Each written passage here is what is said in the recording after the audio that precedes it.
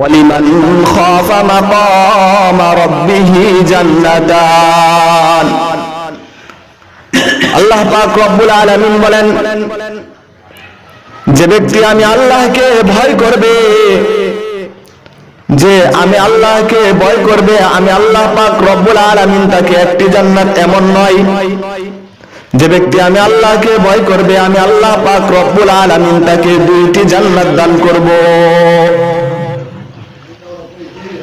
দুইটি জান্নাত আল্লাহ পাক রব্বুল আলামিন কোথায় দিবেন? কোথায় দিবেন?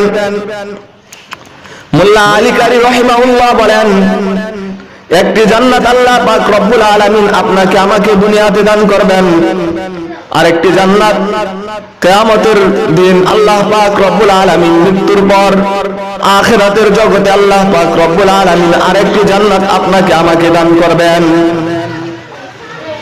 এখন বলবেন, দুনিয়ার জান্নাত এটা আবার কেমন জান্নাত? মোল্লা আলী কারি রাহিমাহুল্লাহ বলেন, দুনিয়ার জান্নাত হলো সে ইবাদতের মধ্যে মজা পাবে, সে আল্লাহর ইবাদতের মধ্যে স্বাদ পাবে। আর এটা কেমন স্বাদ পাবে? কেমন স্বাদ পাবে? মোল্লা আলী কারি রাহিমাহুল্লাহ বলেন যে আখিরাতের জান্নাতের চাইতে ওই বান্দা দুনিয়ার মধ্যে আল্লাহর ইবাদতের মধ্যে বেশি মজা পাইবে। তো আখিরাতে আল্লাহ পাক রব্বুল আলামিন আপনাকে আমাকে যে জান্নাত দান করবেন, তার চাইতেও দুনিয়ার জান্নাত যে ইবাদতের মধ্যে স্বাদ পাওয়া যায়, তার কাছে ওই জান্নাতের চাইতেও আরো বেশি মজা লাগবে তার দিলের মধ্যে। তো আজকে দেখেন, আমরা ইবাদত কিসের জন্য করতে পারি না?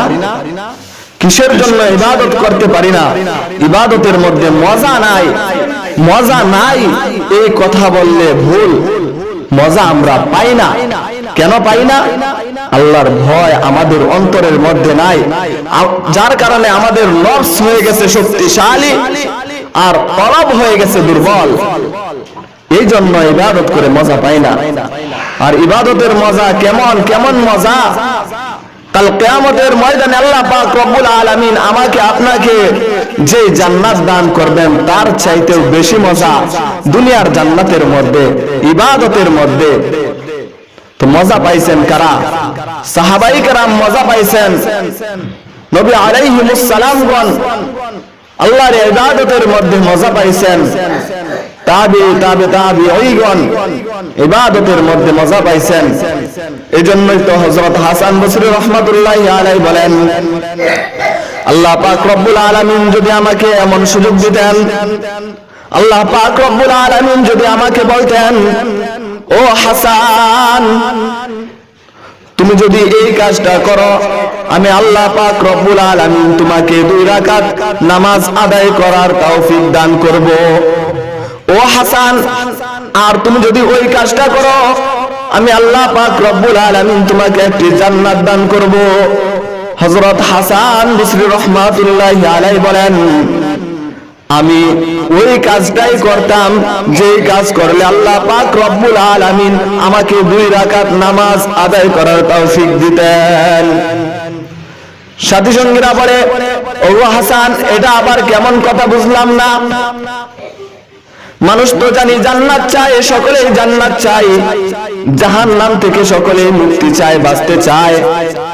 আর আল্লাহ পাক রব্বুল আলামিন তোমাকে জান্নাত দিবে, আবার তুমি জান্নাত নিবা না, আবার তুমি বলতেছো নামাজ নিবা। এটা আবার কেমন কথা? বুঝলাম না।